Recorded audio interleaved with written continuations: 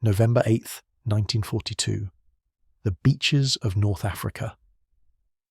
American soldiers waded through the surf at Fadala, Oran and Algiers, their boots sinking into sand for the first time on foreign soil in this war. Among them, thousands carried M1 Garand rifles, the semi-automatic marvel that would soon prove its worth. Across the desert, waiting in the rugged terrain of Tunisia, German soldiers gripped their Kar98k Kurz rifles, the bolt-action weapon that had served the Wehrmacht since 1935. Within months, these two infantry weapons would meet in combat, and the result would reshape how armies thought about small arms forever. The Kar98k, or Karabiner 98 Kurz, represented the culmination of decades of Mauser rifle development. Officially adopted on June 21, 1935, it became the standard service rifle of the German Wehrmacht. At 43.7 inches long and weighing just over 8 pounds, it was a refined, shortened version of the legendary Gewehr 98 that had armed German soldiers in the First World War. The name itself, Karabiner 98 Kurz, meant carbine 98 short, though at its length it was comparable to most standard rifles of the era. What made it short was comparison to its predecessors, not to its contemporaries. The Kar98k fired the powerful 7.92 by 57mm Mauser cartridge, a round that could reach out to 500 meters with iron sights and well beyond with optics. Its internal magazine held 5 rounds, loaded via stripper clips in the hands of a trained soldier. The bolt-action mechanism was smooth and reliable, a testament to Paul Mauser's engineering genius that dated back to 1898. German military specifications demanded that each rifle place 5 consecutive shots within a 12-centimeter circle at 100 meters. This was roughly 4 minutes of angle accuracy, exceptional for a mass-produced military rifle. German soldiers prized the Kar98k for its reliability. It functioned in the frozen steppes of Russia, the scorching deserts of North Africa, and the mud of Europe. The controlled round feed action meant it rarely jammed. The robust construction meant it could be used as a club in close combat and still fire afterwards. For snipers, selected rifles with exceptional accuracy received telescopic sights, typically Zeiss optics with 4x or 6x magnification. German snipers armed with scoped Kar98ks would record some of the longest confirmed kills of the war, including shots beyond 1,000 meters. But the Kar98k had one fundamental limitation. It was a bolt-action rifle in an age when semi-automatic designs were emerging. After each shot, the soldier had to manually work the bolt, ejecting the spent cartridge and chambering a new round. This took time. A well-trained German soldier could fire perhaps 15 aimed shots per minute with the Kar98k. In rapid-fire situations, the mechanical action of the bolt became the bottleneck. The rifle's role in German infantry tactics reflected this reality. The Wehrmacht organised its infantry squads around the machine gun, not the rifleman. A typical German squad consisted of 10 men, one squad leader armed with an MP40 submachine gun, one machine gunner with an MG34 or MG42, his assistant gunner, an ammunition carrier, and 6 riflemen with Kar98ks. The machine gun was designated Schütze 1, Infantryman No. 1, indicating its primacy. The rifleman existed to support the machine gun, to protect it, to carry ammunition for it, and to assault enemy positions once the machine gun had suppressed them. German doctrine emphasized that riflemen were not meant for prolonged firefights at range. Their purpose was shock action, closing with the enemy using grenades and bayonets once the machine gun had pinned down the opposition. The Kar98k was sufficient for this role. It provided accurate covering fire when needed and served adequately for the final assault. Across the Atlantic, American industry had taken a different path. In 1936, the United States Army adopted the M1 Garand, making it the first semi-automatic rifle to become standard issue for any nation's military. Designed by John Garand, a Canadian-born engineer at Springfield Armory, the M1 represented a revolutionary leap forward. The M1 Garand was a gas-operated semi-automatic rifle chambered for the 30-06 Springfield cartridge, roughly equivalent in power to the German 7.92mm round. It weighed 9.5 pounds, slightly heavier than the Kar98k, and measured 43.6 inches long. Its most distinctive feature was the 8-round on-block clip that loaded from the top of the action.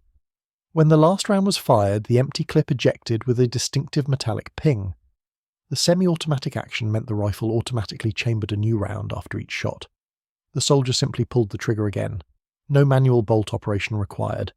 A trained soldier could fire all 8 rounds in under 10 seconds with reasonable accuracy. This was not spray-and-pray automatic fire. Each shot still required aim and trigger discipline, but the mechanical delay of working a bolt was eliminated. The M1's effective range matched the Kar98k at around 500 yards, and its accuracy was comparable. What differed was the sustained rate of fire and the volume of lead that could be put downrange in a given time. Where a German rifleman might fire 15 aimed shots per minute, an American with an M1 could easily double that, firing 30 or more rounds per minute while maintaining accuracy. This difference would prove crucial in combat. By November 1942, M1 Garand production had ramped up significantly, though not all American units were fully equipped. Many soldiers still carried the M1903 Springfield, the bolt-action rifle that had been America's standard since before World War I. Photographs from Operation Torch show both rifles in use, sometimes side by side in the same squad. The 1st Ranger Battalion that landed at Arzu before dawn on November 8th carried a mix of M1 3s and M1 Garands. But increasingly, the Garand was becoming dominant. Operation Torch marked the first time American ground forces would face German troops in this war.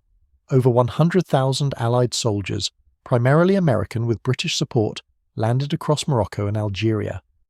The initial fighting was against Vichy French forces, not Germans, as the French colonies remained loyal to the collaborationist government. After 3 days of sometimes fierce resistance, the French agreed to a ceasefire. Admiral Darlon, commander of all Vichy forces, ordered his men to stop fighting the Allies. This opened the door to Tunisia, where German and Italian forces were rapidly reinforcing.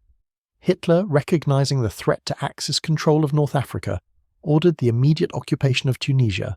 General Walter Nering coordinated a rapid build-up of German armour and infantry, later replaced by General Hans-Jürgen von Arnim.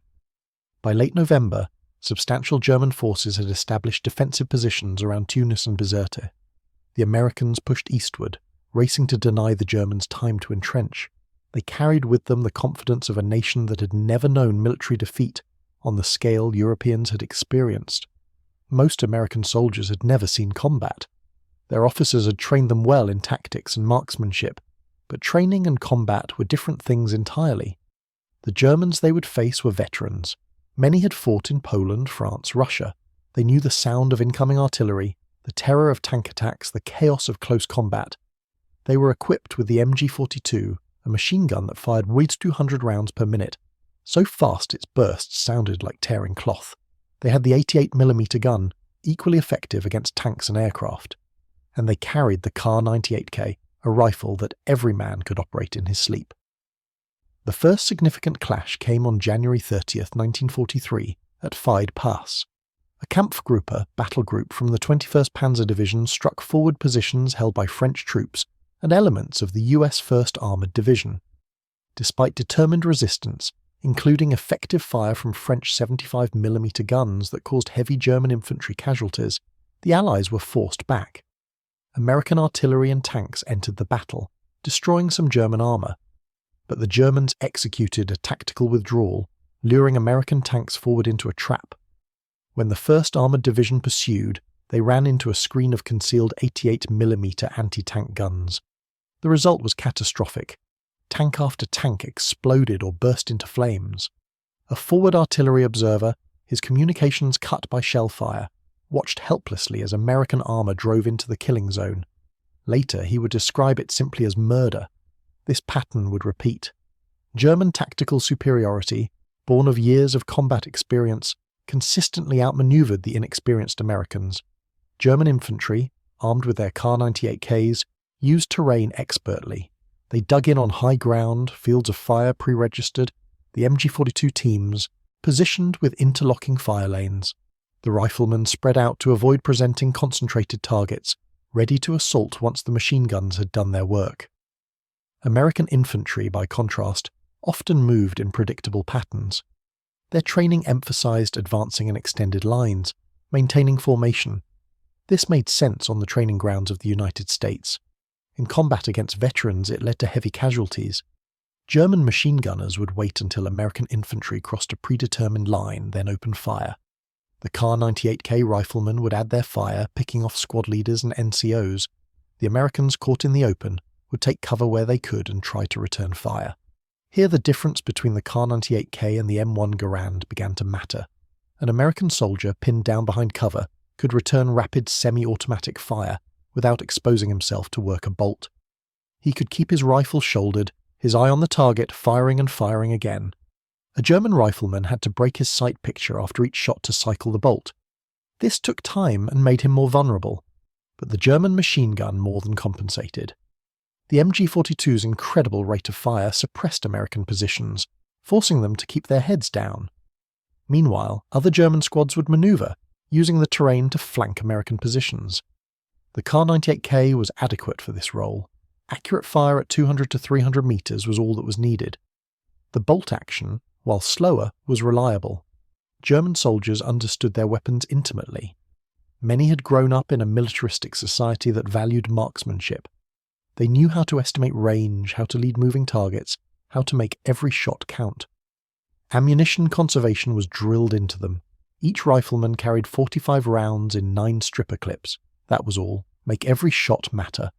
American soldiers, by contrast, carried 80 rounds for their M1 Garands in 10 en-bloc clips.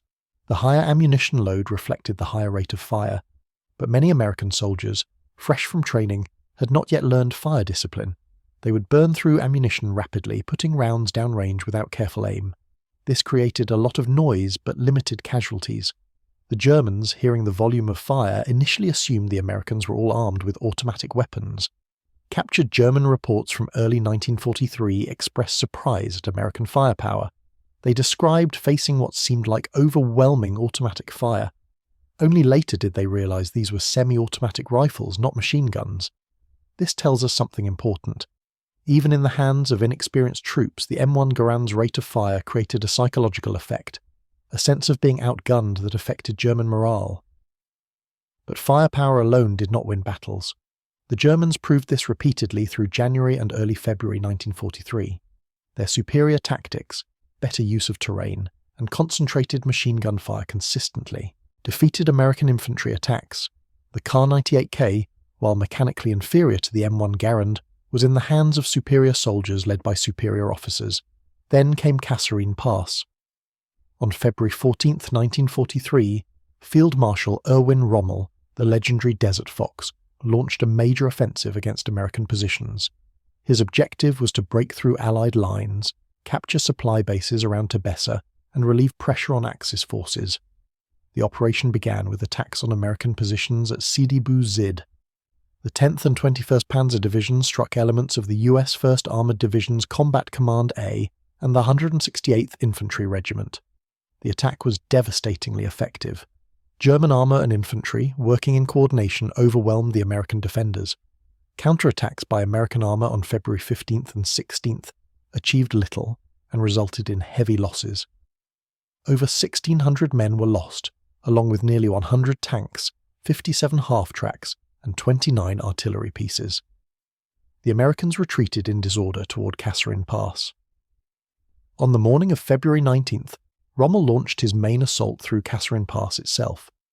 The pass was a 2-mile wide gap in the Atlas Mountains, defended by a hodgepodge of American units.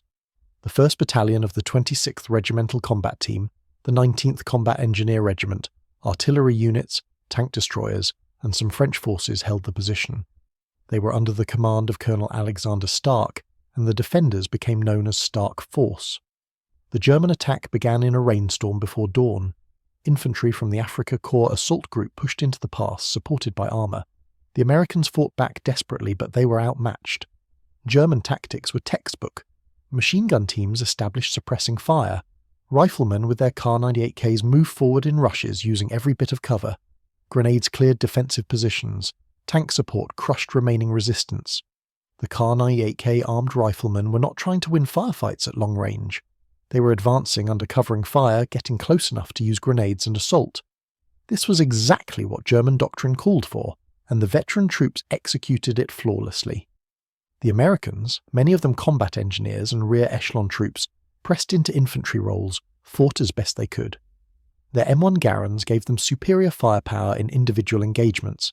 An American soldier behind cover could put out twice the volume of fire as his German counterpart.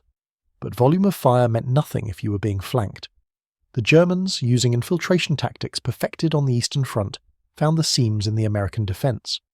By February 20th, the Germans had broken through Kasserine Pass. American forces fell back 50 miles, leaving behind most of their equipment. More than 1,000 American soldiers were killed and hundreds captured. It was a humiliating defeat, America's first major loss to German forces in World War II. German soldiers, examining captured American equipment, were impressed by the M1 Garand. Rommel himself noted in his journal that the rifle was excellent, far superior to the Kar98k in rate of fire. But he also noted that American tactical employment was poor, that American officers made predictable decisions, and that American troops lacked the combat hardness of veterans. The rifle, however good, was only a tool. The soldier wielding it mattered more. But Rommel's advance had limits. As he pushed west beyond Kasserine Pass, he ran into reinforced American positions. Combat Command B of the 1st Armoured Division, now under Brigadier General Paul Robinette, had established a powerful defence. They used combined arms properly, infantry, tanks, anti-tank guns, and artillery in mutually supporting positions. Forward observers had pre-registered artillery fire along likely German approach routes. When Rommel attacked on February 22nd, he crashed into a wall.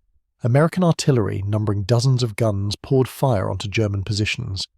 M1 Garand-equipped infantry held their ground, putting out sustained fire that kept German riflemen pinned. American tanks in hull-down positions, using terrain for protection, engaged German armour effectively. Rommel's attack stalled. His supply lines were overextended. His forces had taken casualties. Allied reinforcements were arriving. On February 23rd, he ordered a withdrawal. By February 24th, Allied forces reoccupied Kasserine Pass. The battle had been a tactical defeat for the Americans, but a strategic failure for Rommel. He had not achieved his objectives. The American line held. Supply bases were not captured. And the Americans had learned harsh lessons that they would apply going forward. After Kasserine, everything changed. General Dwight Eisenhower, Supreme Allied Commander, reorganized the command structure. He placed British General Harold Alexander in charge of the 18th Army Group as overall commander in North Africa. More importantly, he replaced Major General Lloyd Fredendall, whose leadership at Kasserine had been questionable, with Major General George S. Patton as commander of the Sioux Corps. Patton arrived like a whirlwind. He demanded discipline, proper uniforms, military courtesy. He fired officers who failed to meet standards. He pushed training hard, emphasizing combined arms cooperation, proper use of terrain, and aggressive action.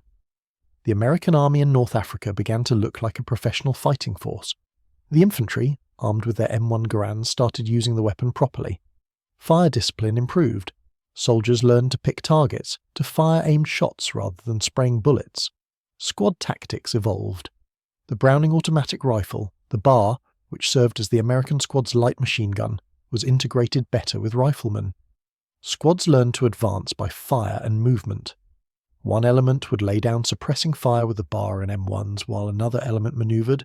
Then they would switch roles, leapfrogging forward. This was basic infantry tactics, but it required practice and discipline. Now the M1 Garand's advantages began to shine. An American squad, properly trained, could put out more rifle fire than a German squad. The Germans had superior machine gun firepower with the MG42, true, but at the rifle level, 8 Americans with M1 Garands firing semi-automatically could generate more sustained fire than 7 Germans with Kar98k's working bolts. This mattered in firefights. When 2 squads made contact, the side that could establish fire superiority first had an advantage. Fire superiority meant putting out enough volume and accuracy of fire to force the enemy to keep their heads down.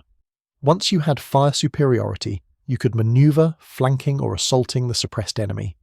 German squads achieved fire superiority through their MG42.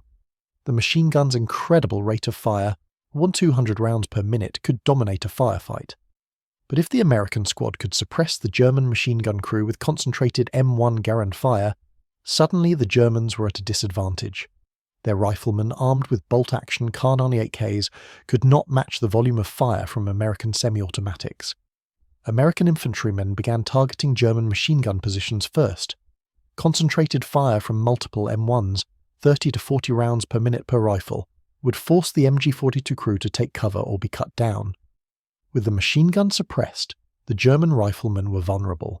The Kar98k, excellent rifle though it was, simply could not maintain fire superiority against M1 Garands in the hands of trained troops. The Germans recognized this. After-action reports from March and April 1943 noted that American infantry firepower had increased dramatically. They described American squads maintaining continuous fire that made German maneuver difficult. Some reports mistakenly claimed all American infantry now carried automatic rifles. This was psychological warfare through firepower. The sound of multiple M1 Garands firing in rapid succession, combined with bar fire, created the impression of overwhelming force. German soldiers, trained to rely on their MG42 for fire superiority, found themselves facing an enemy that matched or exceeded their firepower at the squad level. By late March 1943, American forces were on the offensive. The II Corps, now battle-hardened and well-led, attacked German positions around El Guetar. The fighting was fierce. German troops dug into defensive positions had all the advantages of prepared fields of fire and cover. But the Americans kept coming. Infantry advanced behind rolling artillery barrages. When they made contact with German positions, they used proper fire and movement tactics. M1 Garands blazed away, keeping German defenders pinned. Squads coordinated their movements, covering each other's advances. German defenders found themselves outmatched. The MG42 team's priority targets were suppressed or destroyed by concentrated American fire. Their riflemen, working bolts on their Kar98ks, could not generate enough fire to stop the American advance. Hand grenades and close combat finished what bullets started. The Battle of El Guetar, fought from March 23 to April 7, 1943, marked a turning point. American infantry seized and held their objectives against German counterattacks. The 1st Infantry Division and the 9th Infantry Division, both now combat experienced, showed what American soldiers could do when properly led and equipped. Their M1 Garands, combined with improved tactics and high morale, proved devastating. German prisoners captured during this period, when interrogated, expressed respect for American firepower. They noted that American infantry seemed to have unlimited ammunition and could sustain fire longer than German troops. This perception, whether accurate or not, affected German morale. Soldiers armed with Kar98ks, knowing they faced opponents with semi-automatic rifles, felt disadvantaged. The psychological impact of facing superior firepower cannot be overstated. A German rifleman, working his bolt after every shot, knew he was mechanically slower than his American counterpart. This knowledge, combined with the actual volume of fire coming at him, created stress and fear. Combat performance suffers when soldiers feel outgunned. By May 1943, Axis forces in Tunisia were collapsing. Surrounded on all sides, running low on supplies, they faced inevitable defeat. On May 13, 1943, the remaining 275,000 German and Italian troops surrendered. The North African campaign was over. The Allies had won. The lessons learned would carry forward. The Americans had discovered that their M1 Garand, whatever its tactical advantages, meant nothing without proper training, leadership, and combined arms coordination. But once those elements were in place, the rifle's semi-automatic action gave American infantry a tangible advantage in firefights. The Germans, meanwhile, recognized that their reliance on the machine gun for squad-level firepower was both a strength and a vulnerability. If the MG42 was suppressed, their riflemen, armed with bolt-action Kar98ks, struggled to maintain fire superiority. From North Africa, the war moved to Sicily in July 1943, then to the Italian mainland in September. American infantry, now combat-hardened, carried their M1 Garands up the rugged mountains of Italy. German forces, fighting a defensive campaign, dug into prepared positions. The Kar98k remained their standard rifle, supplemented by growing numbers of semi-automatic Gewehr 43s and the revolutionary STG-44 assault rifle. But these were never available in enough numbers to replace the Kar98k as the standard infantry weapon. Most German soldiers carried bolt-action rifles until war's end. The fighting in Italy demonstrated the M1 Garand's value in different terrain. In the mountains, combat often occurred at shorter ranges, 100 to 200 meters. Here, the Kar98k and M1 Garand were more evenly matched in terms of effective range and accuracy. But the M1's faster rate of fire still mattered. When American and German patrols encountered each other in the dark, narrow valleys of Italy, the side that could put out more fire faster often won. American soldiers, not having to work a bolt, could fire multiple aim shots in the time it took a German soldier to fire one or two. The bloody fighting at places like Monte Cassino, Anzio, and the Gothic Line tested both rifles under the worst conditions imaginable. Mud, rain, snow, and constant dampness plagued both sides. The Kar98k's robust construction served German soldiers well. The rifle functioned even when caked in mud. The M1 Garand, more mechanically complex, occasionally had issues with its gas system getting clogged or its moving parts freezing. But proper maintenance kept most M1s functioning, and the rifle proved more reliable than skeptics had predicted. German veterans who faced American infantry in Italy consistently noted the volume of rifle fire Americans could produce. One German company commander, captured in early 1944, stated during interrogation that facing American infantry was like facing a unit armed entirely with automatic weapons. He knew intellectually that the M1 was semi-automatic, not fully automatic, but the practical effect in combat felt the same. His men, working bolts on their Kar98ks, could not match the American rate of fire. The disparity in firepower at the rifle level was not overwhelming enough to determine the outcome of battles by itself. Terrain, artillery, air support, armour, leadership, and countless other factors mattered more. But in infantry firefights, small unit actions where rifle fire was the primary weapon, the M1 Garand gave American soldiers an edge. This edge accumulated over thousands of small engagements, squad against squad, patrol against patrol, firefight after firefight. The American infantryman, carrying his M1 Garand, knew he had one of the best rifles in the world. This confidence mattered. A soldier who trusts his weapon fights more effectively. The German infantryman carrying his Kar98k knew his rifle was accurate and reliable, but also knew he was mechanically outmatched. This knowledge affected morale, even if only subtly. By June 1944, when Allied forces stormed the beaches of Normandy, the M1 Garand was standard equipment for all American infantry divisions. Over 5 million had been produced. The rifle had proven itself in North Africa, Sicily, and Italy. Now it would face its greatest test in northwest Europe. German forces defending France were well prepared, their positions fortified, their troops a mix of veterans and green replacements. They still carried Kar98ks as their primary weapon, though some units now had STG-44 assault rifles. The fighting in the hedgerows of Normandy, in the forests of the Ardennes, and in the cities of Germany would see Kar98k and M1 Garand continue their deadly dance. Every encounter added to the evidence. American infantry, properly trained and led, consistently outfought German infantry in small unit actions, where rifle fire was the determining factor. This is not to say American soldiers were better fighters than Germans.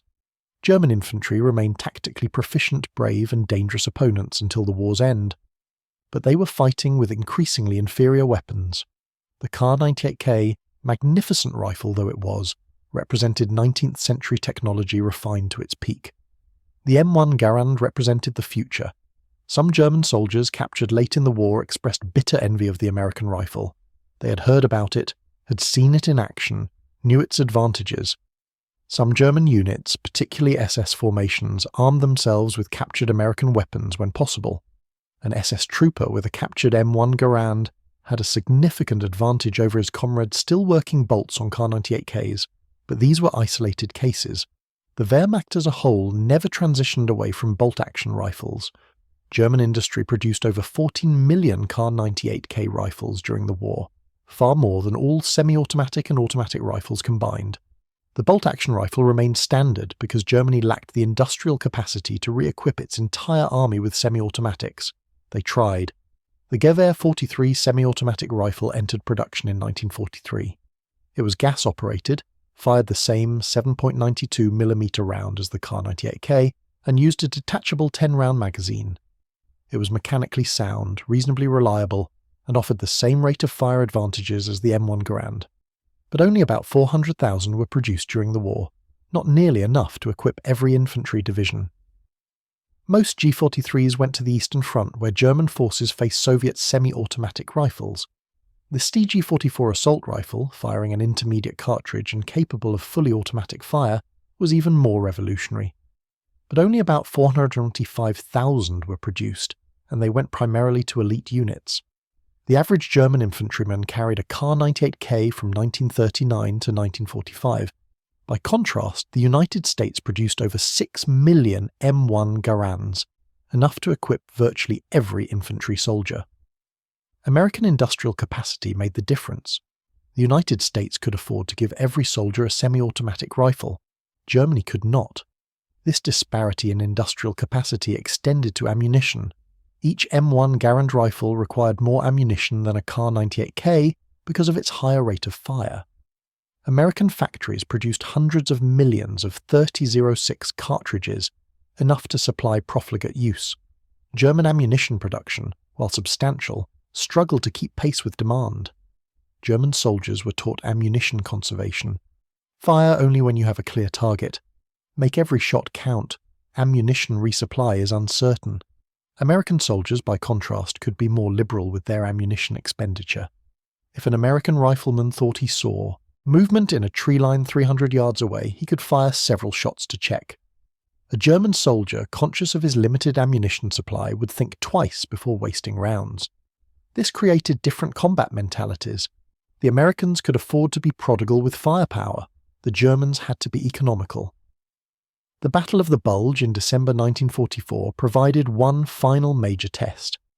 German forces launched a massive surprise offensive through the Ardennes forest, catching American units off guard.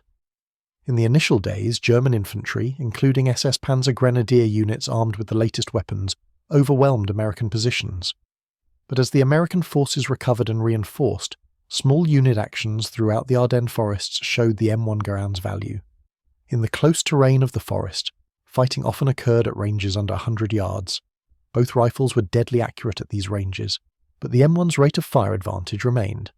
American soldiers, fighting defensive actions from hastily prepared positions, put out withering fire that stopped German advances cold.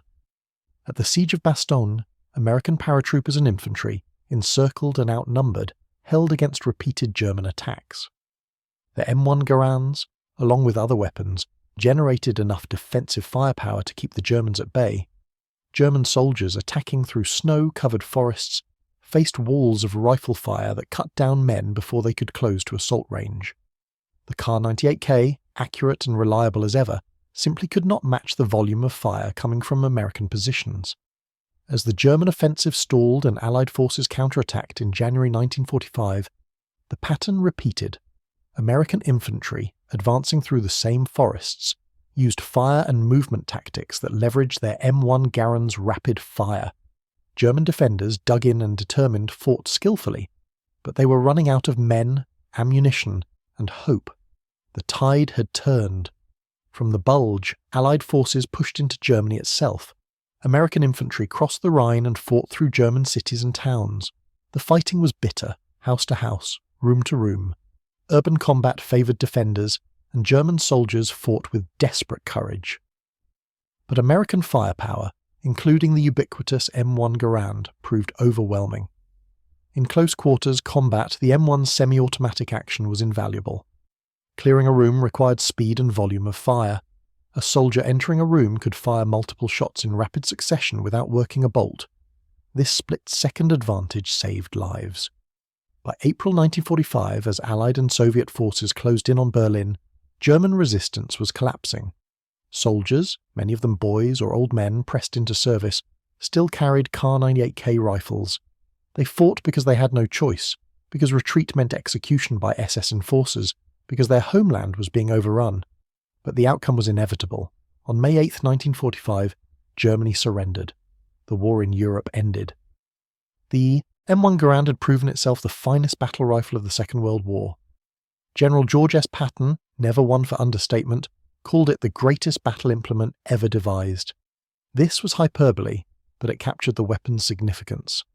The M1 Garand had given American infantry a measurable advantage in small unit combat. an advantage that accumulated over thousands of firefights into a decisive superiority.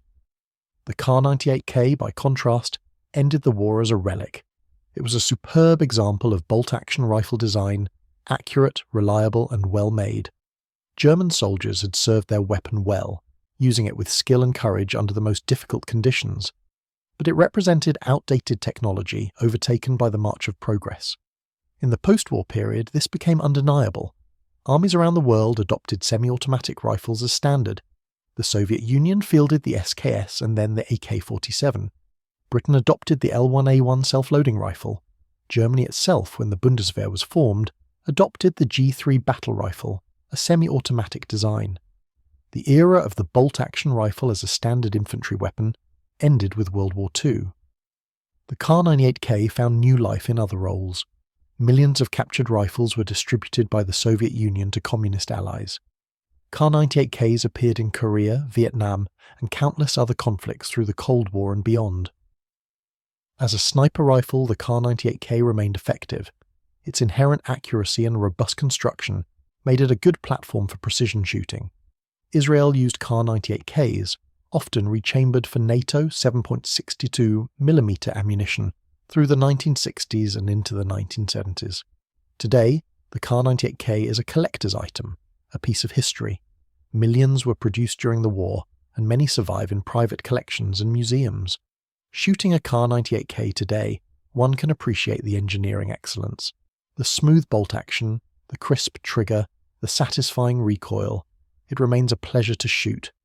But one can also understand why it was obsolete. Working that bolt after every shot, in the context of modern combat, is simply too slow. The M1 Garand, meanwhile, earned its place in history as the weapon that changed infantry combat forever. It proved that a semi-automatic rifle could be reliable, accurate, and effective as a standard-issue weapon. Every modern infantry rifle, from the M14 to the M16 to the M4, traces its lineage to the M1 Garand's basic concept: self-loading operation, detachable or integral magazine, gas-operated mechanism. These became standard features because the M1 Garand proved they worked. The story of the Kar98k facing massed American fire is not simply a story of weapon against weapon. It is a story of industrial capacity, of tactical evolution, of soldiers learning hard lessons in combat. The Kar98k was a fine rifle. German soldiers used it well, but American soldiers, armed with a superior weapon and backed by unmatched industrial might, prevailed. The battlefields of North Africa, Italy, France, and Germany told the story in blood and brass casings. Where Kar98k and M1 Garand met, the advantage increasingly went to the Americans. Not because American soldiers were better, though they fought bravely and well. Not because American tactics were superior, though they improved dramatically. But because the M1 Garand, in the hands of a trained soldier, could put out more aimed fire than any bolt-action rifle. That advantage, multiplied across millions of soldiers and thousands of battles, helped win a war. When we remember the Second World War, we remember the great battles, the famous generals, the turning points. But wars are won by infantrymen, fighting small, desperate actions that never make the history books. In those actions, weapons matter. The rifle a soldier carries can mean the difference between life and death. The German soldier with his Kar98k fought bravely against overwhelming odds. The American soldier with his M1 Garand had a tangible advantage, an advantage that accumulated into victory. That is the story of when the German Kar98k first faced massed American fire. It is a story of technology, of combat, and of how industrial might shape the outcome of history's greatest conflict. The encounters between these two rifles revealed truths that extended far beyond simple mechanical comparisons. By 1943, German military planners understood they faced a fundamental problem.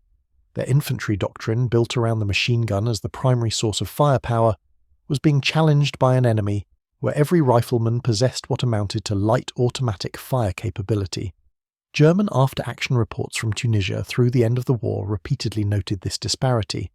A report from the 10th Panzer Division in May 1943 stated that American rifle fire, in terms of volume and sustained intensity, exceeded anything German troops had experienced on the Eastern Front.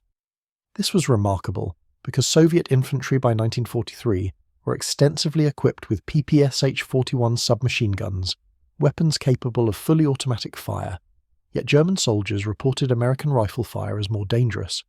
The reason was accuracy combined with volume.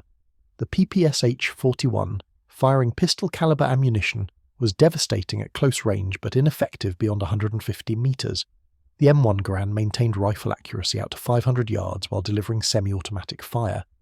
This meant American infantry could establish fire superiority at ranges where submachine guns were useless and where bolt-action rifles were outmatched. The tactical implications rippled through German defensive doctrine. Pre-war German defensive tactics assumed that attacking infantry, armed with bolt-action rifles, would need to close to within grenade range, roughly 30 to 40 meters, before they could effectively assault a position.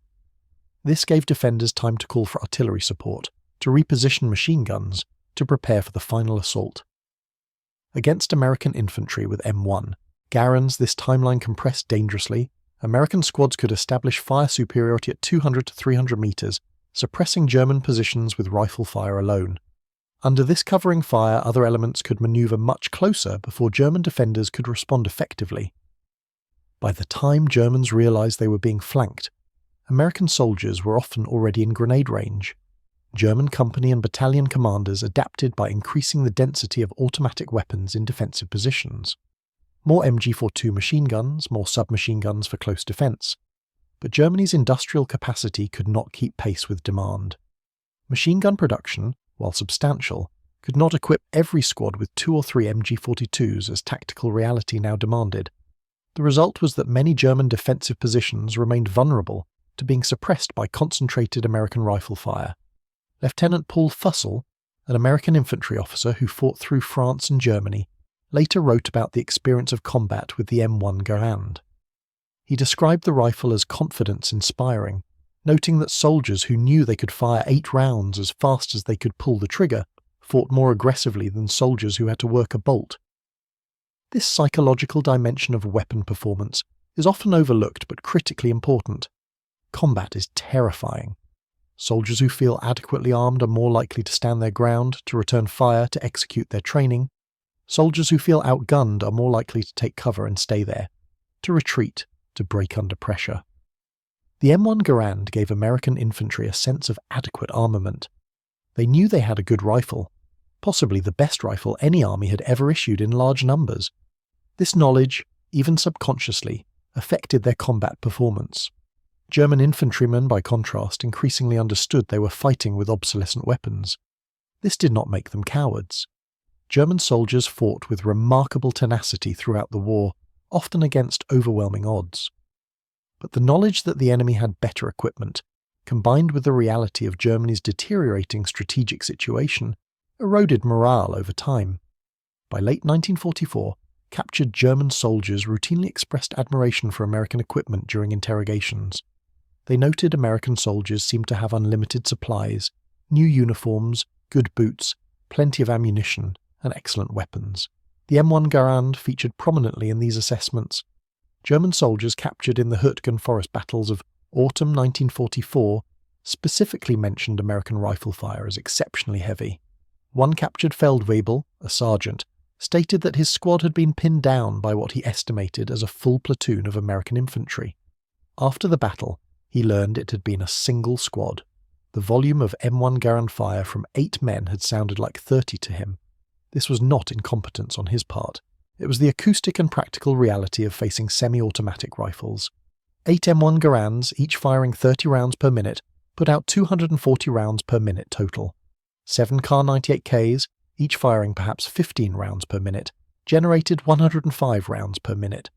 The Americans were putting out more than twice the volume of rifle fire. Add in a bar firing 40 to 60 rounds per minute, and an American squad could generate roughly 300 rounds per minute of rifle caliber fire. A German squad, even with an MG42 firing in short controlled bursts at perhaps 150 rounds per minute, plus 7 Kar98ks at 105 rounds per minute, generated about 255 rounds per minute. The numbers were closer than they seemed, but the distribution mattered. The German firepower was concentrated in one weapon, the MG42. Suppress or destroy that gun, and their firepower dropped to just the Kar98k rifles. American firepower was distributed across the squad. Suppressing 1 or 2 men barely reduced the squad's overall fire output. This distribution of firepower made American squads more resilient. If a German MG-42 gunner was killed or wounded, the squad's firepower dropped catastrophically until the assistant gunner took over. If an American rifleman was hit, the squad lost 1/8 of its rifle fire, a manageable reduction. German squad leaders understood this vulnerability. They went to great lengths to protect their machine gunner. The entire squad tactical formation centered on supporting and protecting the MG-42. But in fluid combat, in meeting engagements, in the chaos of battle, protecting the machine gun was not always possible. American infantry learned to target German machine gun positions with concentrated fire. Multiple riflemen would identify the MG-42's muzzle flash and pour fire into that position. The combined fire from 3 or 4 M1 Garands, 90 to 120 rounds per minute converging on a single position, was devastating. German machine gun crews suffered horrific casualties throughout the war. Being the MG-42 gunner was one of the most dangerous positions in the Wehrmacht. American recognition of the MG-42 as the primary threat, combined with the capability to suppress it with rifle fire alone, neutralized much of Germany's tactical advantage. The effectiveness of the M1 Garand extended beyond pure combat performance into logistics and maintenance. The rifle proved remarkably durable in field conditions. Despite its more complex gas operating system compared to a simple bolt action, the M1 was reliable. Parts breakage was uncommon. When parts did break, the American logistics system ensured replacements were available. Entire rifles could be replaced if necessary. The industrial base was producing thousands of M1s monthly throughout the war. Germany, by contrast, was struggling to maintain even Kar98k production by 1944. Allied bombing of German industry, shortages of raw materials, and transportation difficulties meant rifle production declined even as demand increased. German units by late 1944 often had soldiers without rifles, or with rifles in poor condition due to lack of replacement parts. Captured German rifles from the war's final year often show signs of hasty manufacture, rough machining, shortcuts in finishing, use of substitute materials. The quality that had characterized Kar98k production early in the war deteriorated as Germany's industrial situation collapsed. American M1 Garands, even those produced in 1944 and 1945, maintained consistent quality. The manufacturing standards never slipped because American industry was never under the same pressure German industry faced. The ammunition situation paralleled the rifle situation. American .30-06 ammunition was produced to exacting standards throughout the war. Quality control ensured reliable feeding and ignition. German 7.92mm ammunition, especially late war production, suffered from quality issues. Primers sometimes failed, powder charges were inconsistent, cases were made from inferior materials. German soldiers sometimes experienced malfunctions not because their Kar98k was defective, but because their ammunition was substandard. This problem compounded the already existing disadvantage of fighting with bolt-action rifles. A misfire in a Kar98k required the soldier to work the bolt, extract the defective round, and chamber a new one, wasting precious seconds in combat. A misfire in an M1 Garand was equally problematic, but American ammunition quality made misfires rare. The total system, rifle plus ammunition plus logistics, favored the Americans at every level. American soldiers could trust that their M1 would fire when they pulled the trigger, that ammunition would be available when they needed it, that replacement rifles would arrive if theirs was damaged beyond field repair. German soldiers had no such assurances. By 1945, as American forces pushed deep into Germany, they encountered Volkssturm units, German Home Guard formations composed of old men and boys. These units were often armed with captured weapons, obsolete rifles, or whatever could be scraped together. Kar98ks, when available, went to these units because no better weapons existed. American soldiers facing Volkssturm noted that resistance was often fierce initially, then collapsed quickly. The Volkssturm troops, inadequately trained and poorly equipped, could not sustain combat against veteran American infantry. When American M1 Garands opened up, the Volkssturm, armed with a hodgepodge of weapons including ancient Gewehr 98 rifles from the First World War, were simply outclassed. This was not a fair fight. It was old men and boys with obsolete weapons facing combat veterans with the world's best infantry rifle. The outcome was inevitable and tragic. The Kar98k in the hands of a trained soldier was still dangerous. German snipers using scoped Kar98ks remained effective until the war's end. The rifle's inherent accuracy made it an excellent sniping platform. American forces learned to respect German snipers, who could kill at ranges beyond 600 yards with consistent precision. But sniping is a specialized role. The average infantryman needs a weapon for general combat, for firefights at 100 to 300 meters, for situations where volume of fire matters as much as precision. For that role, the Kar98k was obsolete by 1943. The post-war assessment of both rifles validated what combat had already proven. American ordnance officers evaluating captured German weapons concluded that the Kar98k was an excellent bolt-action rifle, but fundamentally obsolete. German weapons designers, examining captured American weapons after the war, expressed frustration that Germany had not developed a comparable semi-automatic rifle earlier. Some German engineers had advocated for semi-automatic rifle development in the 1930s, but Wehrmacht leadership resisted. They believed bolt-action rifles were adequate and that resources should focus on machine guns and artillery. This decision, defensible in the context of 1930s military thinking, proved short-sighted. The designers of the Gewehr 43, Germany's semi-automatic rifle, noted in post-war interviews that they had been fighting an uphill battle against institutional resistance. The Wehrmacht's infantry establishment believed in the primacy of the machine gun. They saw rifles as secondary weapons, adequate for their supporting role. The MG42 was the infantry squad's primary weapon. The Kar98k was merely what riflemen carried while they supported the machine gun. This doctrine, while tactically sound in some respects, meant Germany never prioritized semi-automatic rifle development the way the United States did. American doctrine, by contrast, assumed that every rifleman was a potential decisive factor in combat. The United States Army emphasized marksmanship training for all infantry soldiers. Every man was expected to be proficient with his rifle. The M1 Garand was designed as a universal weapon, suitable for every rifleman. This philosophical difference, doctrine and weapons design reflecting different military cultures, manifested in combat performance. American infantry squads, with every man armed with an M1 Garand, had distributed firepower. German infantry squads, with one MG42 and 7 Kar98ks, had concentrated firepower. Both approaches had advantages. The German approach maximized firepower efficiency. One highly trained machine gunner could deliver more firepower than multiple riflemen. The American approach maximized flexibility and resilience. Multiple riflemen could engage multiple targets simultaneously, could continue fighting even if casualties were taken. In the attritional warfare of 1944 and 1945, where casualties were heavy on both sides, the American approach proved superior. German squads that lost their machine gunner were crippled. American squads could sustain multiple casualties and remain combat effective. The Kar98k's story after World War II is worth noting. The rifle remained in service with various armies for decades. Many European nations, rebuilding their militaries after the war, used captured German weapons, including Kar98ks. Norway used Kar98ks into the 1950s. Yugoslavia produced a variant, the M48, based on the Kar98k design. Czechoslovakia produced the Visa 24, essentially a licensed Kar98k, both before and after the war. These nations, lacking the industrial capacity to produce semi-automatic rifles in quantity, relied on proven bolt-action designs. For smaller nations, for reserve units, for training purposes, the Kar98k remained adequate. But for frontline infantry units of major powers, the bolt-action rifles era had ended.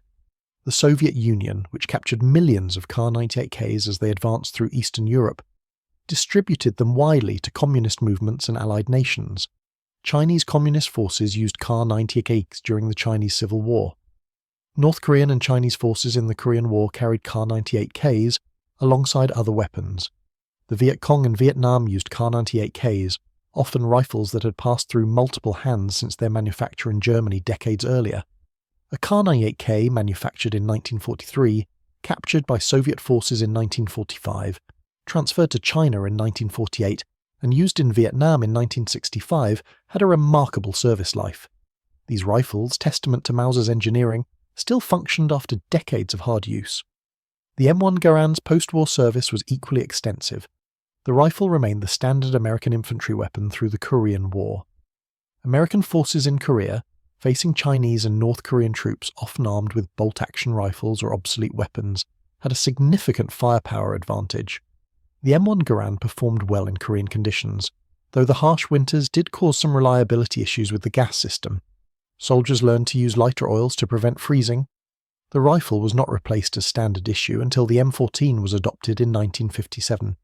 Even then, M1 Garands remained in service with reserve units and allied nations for years afterward. Many nations received M1 Garands through American military assistance programs. The rifle served with militaries from South Korea to Greece to Italy to Taiwan. Its reputation as a reliable, powerful, accurate rifle made it highly valued. Today, both rifles are obsolete for military use, but remain popular with collectors and sport shooters. The Kar98k is prized for its historical significance and its accuracy. Competitive shooters use Kar98ks in vintage military rifle competitions, where the rifle's inherent precision still impresses. The smooth bolt action, while slower than a semi-automatic, is satisfying to operate and allows for very precise shooting. The M1 Garand similarly remains popular. The civilian marksmanship program in the United States sells surplus M1 Garands to qualified citizens, keeping the rifle in the hands of American shooters. The rifle is competitive in service rifle competitions and remains an excellent choice for long-range target shooting. The technical specifications tell part of the story. The Kar98k, with its 600-meter sight graduations, was designed for long-range precision. The M1 Garand, with similar effective range, delivered comparable accuracy but with semi-automatic fire. Both rifles were capable of excellent accuracy in trained hands. The difference was not accuracy but rate of fire. A modern shooter, firing both rifles at a target range under no pressure, might fire the Kar98k at 10 to 15 aimed shots per minute. The same shooter with an M1 Garand could easily fire 20 to 30 aimed shots per minute. Double the rate of fire with similar accuracy. In competition, this matters. In combat, it was decisive. The sound of each rifle is distinctive. The Kar98k's report is sharp and crisp, the sound of a powerful cartridge being fired from a rifle, with a relatively short barrel for its caliber. The bolt cycling is mechanical and precise, a metallic clicking that German soldiers could operate without looking, by feel alone. The M1 Garand's report is similar in volume, both firing full-power rifle cartridges, but the additional sound of the action cycling, the gas system operating, gives it a slightly different acoustic signature. And then there is the ping. The M1's on-block clip, when the last round is fired, ejects from the top of the action with a distinctive metallic ping. This sound became legendary. American soldiers knew that ping meant their rifle was empty and they needed to reload. German soldiers learned that ping meant an American rifleman was vulnerable for the few seconds it took to load a new clip. Some historians have suggested that the M1's clip ping was a tactical disadvantage, alerting the enemy when a soldier was reloading. German veterans, when asked about this post-war, gave mixed responses. Some said they never noticed the sound in the chaos of combat. Others said they heard it but could never pinpoint which specific American soldier had just emptied his rifle. A few claimed they did use the sound to time assaults, waiting for multiple pings indicating several Americans reloading simultaneously. The truth is probably that in some circumstances the ping mattered, and in others it did not. Combat is chaotic, loud, confusing. A small metallic ping, even a distinctive one, is easily lost amid the sounds of gunfire, explosions and shouting. The tactical disadvantage, if it existed, was minimal. The strategic advantage of having 8 rounds available before reloading far outweighed any minor tactical issue with the clip ejection sound. The 8-round capacity itself was a compromise. John Garand's original design used a 10-round magazine, but Army Ordnance insisted on the en-bloc clip system to speed reloading. The compromise was 8 rounds in a clip that loaded from the top. This was actually faster than reloading a bolt-action rifle with stripper clips, though not as fast as changing a detachable box. Magazine. A soldier could reload an M1 in about 3 to 4 seconds if he had a fresh clip ready. Reloading a Kar98k with a 5-round stripper clip took about the same time, but the M1 gave the soldier 8 rounds before reloading, while the Kar98k gave only 5. The mathematics of firepower become clear when examining extended engagements. In a 2-minute firefight, an American soldier with an M1 Garand could fire 60 rounds, 5 full clips. A German soldier with a Kar98k, working his bolt and reloading multiple times, might fire 30 rounds, 6 stripper clips. The American put twice as much lead downrange in the same time period. Multiply this by squad size, and an 8-man American rifle squad could fire 480 rounds in 2 minutes. A 7-man German rifle section, excluding the machine gunner, could fire 210 rounds in the same period. The German MG-42 gunner, firing in controlled bursts, might fire 300 to 400 rounds in those 2 minutes, bringing total German squad fire to 500 to 600 rounds. So the German squad, with their machine gun, achieved rough parity in total volume of fire with the American squad. But the distribution remained different. The German firepower was concentrated, the American firepower was distributed, and if the German machine gunner was hit, their firepower dropped to just those 210 rounds from the rifleman. If an American bar gunner was hit, their firepower dropped from 480 rifle rounds, plus perhaps 120 bar rounds, to just the 480 rifle rounds. Still more than the German rifleman alone could generate. These numbers, while somewhat theoretical, reflect the reality of combat as described in after-action reports and veteran accounts. American infantry consistently reported being able to establish fire superiority in small unit engagements. German infantry consistently reported facing heavy American fire that pinned them down and limited their ability to maneuver. The Kar98k was not a bad rifle. It was an excellent rifle for its type, but its type was obsolete. The age of the bolt-action rifle as a standard infantry weapon ended because combat had evolved beyond what bolt-action rifles could provide. Rate of fire had become as important as accuracy. Volume of fire had become as tactically significant as precision. The ability to keep an enemy's head down through sustained fire, allowing friendly forces to maneuver, was central to modern infantry tactics. The M1 Garand provided that capability. The Kar98k did not. This was not about German soldiers being inferior marksmen. German marksmanship training was excellent.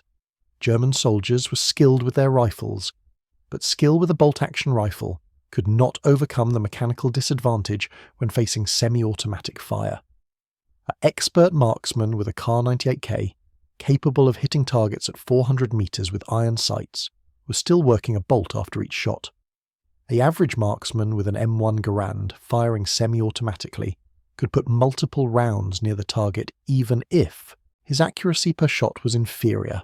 In combat, putting 3 rounds in a 2-foot circle was often more valuable than putting 1 round in a 6-inch circle. The target was suppressed either way, but the M1 Garand user had 2 more rounds in the vicinity, increasing the probability of a hit. The generational shift in military thinking that the M1 Garand represented cannot be overstated. For centuries, infantry combat had been about individual marksmanship. The soldier who could shoot accurately won. The rifle that enabled precise shooting was superior. This thinking carried over into the bolt-action era. The Kar98k exemplified this philosophy. It was a precision instrument, capable of excellent accuracy, reliable, well-made. It assumed that combat was about aim shots at individual targets. The M1 Garand represented new thinking. Combat was about firepower and suppression. The side that could put more fire on the enemy, forcing them to take cover, would win. Accuracy mattered, but rate of fire mattered more. This was the philosophy that would dominate military thinking through the Cold War and beyond. The assault rifles that every military now issues, from the AK-47 to the M16 to the modern M4, all reflect this philosophy. They prioritize rate of fire and ammunition capacity over ultimate accuracy. They assume combat occurs at ranges under 300 meters, where rapid fire is more valuable than precision long-range shooting. The M1 Garand was the first mass-produced rifle to embody this philosophy while maintaining battle rifle accuracy and power. It was the bridge between the bolt-action rifles of the past and the assault rifles of the future. When German soldiers first faced massed American fire in North Africa, they were witnessing the future of infantry combat. They did not fully understand it at the time. They knew American firepower was heavy. They knew the Americans seemed to have unlimited ammunition. They knew suppressing American positions was difficult because the fire kept coming and coming. But they attributed this to American profligacy with ammunition, to poor fire discipline, to spray and pray tactics.